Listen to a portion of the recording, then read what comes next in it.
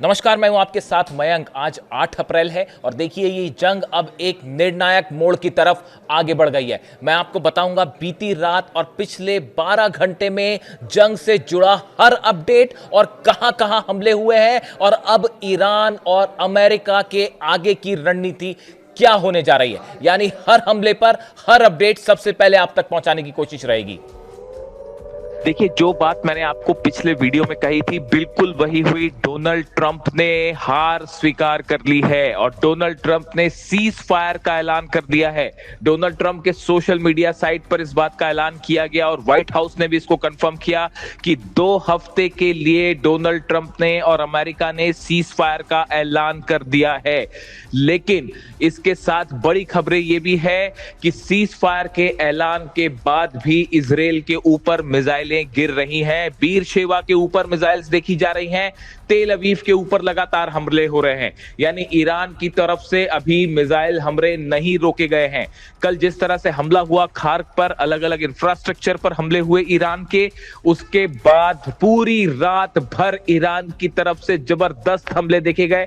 मैंने आपको कल ही बताया था, पूरे इजराइल में मिसाइल हमले हुए। इसके साथ इराक पे अमेरिकी काउंसलेट्स पर हमले हुए, अरब के कई देशों पर हमले हुए, यूएई में मिसाइल्स गिरी हैं, सऊदी में मिसाइल गिरी रात भर। लेकिन उसके बाद सुबह होते होते डोनाल्ड ट्रंप ने जो है वो सीज फायर का ऐलान कर दिया और कहा कि 2 हफ्ते के लिए सीज फायर होगा। अब सवाल यह है, क्या ईरान को यह सीज फायर मंजूर होगा? ईरान के विदेश मंत्री की तरफ से कहा गया है कि आज शाम को 5 बजे एक प्रेस कॉन्फ्रेंस होगी जिसमें ईरान का रुख शामिल होगा। लेकिन फिलहाल ईरान की सेना क्या कहती है, ये बात अभी देखने वाली है। खबरें ये भी हैं कि पाकिस्तान में एक बातचीत होने वाली है शुक्रवार को, जिसमें अमेरिका के प्रतिनिधि शामिल हो सकते हैं, ईरान के प्रतिनिधि शामिल हो सकते हैं। लेकिन अभी इस बारे में पूरा कंफर्मेशन नहीं है, जानकारी के लिए इंतजार करना होगा। लेकिन एक बात पक्की है, जिस तरह से डोनाल्ड ट्रंप ने सीज फायर का ऐलान किया है, ये ईरान की बहुत बड़ी जीत है, ईरान के लिए बहुत बड़ी कामयाबी है। देखिए, लगातार दबाव बढ़ रहा था और उसके बाद ये हो रहा था कि भाई पूरे अरब में हमले हो रहे हैं, इजराइल में हमले हो रहे हैं, भयंकर नुकसान हो रहा है, इकोनॉमिक नुकसान हो रहा है। उसके दबाव में डोनाल्ड ट्रंप। इस जंग से यह बात साबित हो चुकी है कि दुनिया की कितनी ही बड़ी ताकत क्यों ना हो, वो ईरान को नहीं झुका सकती। ना ईरान की सेना ने हार मानी, ना ईरान के नेताओं ने हार मानी, ना ईरान के लोगों ने हार मानी। उसका नतीजा यह है कि ये ईरान की एक बहुत बड़ी जीत है, ये 2 हफ्तों का सीज फायर। लेकिन अब देखना यह है, सबकी नजर इस बात पे है, क्या सेना ईरान की इस सीज फायर को कबूल करेगी? क्या ईरान की सेना तैयार होगी? देखिए, शुरुआती जिस तरह से इशारे मिल रहे हैं उसके मुताबिक हो सकता है कि टेम्परेरीली जो है वो सीज फायर की बात आगे होती दिखाई दे। लेकिन इसके लिए ईरान की सेना की सहमति जरूर होगी। मैंने बार बार कहा है कि जब तक ईरान की सेना किसी बात को कंफर्म ना करे, तब तक किसी बात पर यकीन नहीं किया जा सकता। डोनाल्ड ट्रंप ने सीज फायर का ऐलान किया सुबह करीब 4:30 बजे, लेकिन उसके बाद भी मिसाइल हमले जारी हैं इजराइल के ऊपर। अभी भी मिसाइलें गिर रही हैं। इससे यह बात लगती है कि अभी इंतजार करना पड़ेगा इस सीज फायर को आगे देखने के लिए। पाकिस्तान की बातचीत को लेकर ईरान क्या कहता है? शाम को अब्बास अरागची साहब की प्रेस कॉन्फ्रेंस है, उस प्रेस कॉन्फ्रेंस में यह बात निकल कर आएगी कि ईरान का रुख क्या है। लेकिन देखिए, जिस तरह से हॉर्मूज को लेकर एक बड़ी बातचीत है कि ये कहा जा रहा है कि 2 हफ्ते के लिए हॉर्मूज खोलना होगा। ये इस बात को लेकर ईरान क्या कहता है, क्या ईरान हॉर्मूज खोलने के लिए तैयार होगा? ये अभी सोचने वाली बात है। इस पे देखना होगा कि ईरान की सेना क्या कहती है। क्या हॉर्मूज 2 हफ्ते के लिए खोला जाएगा?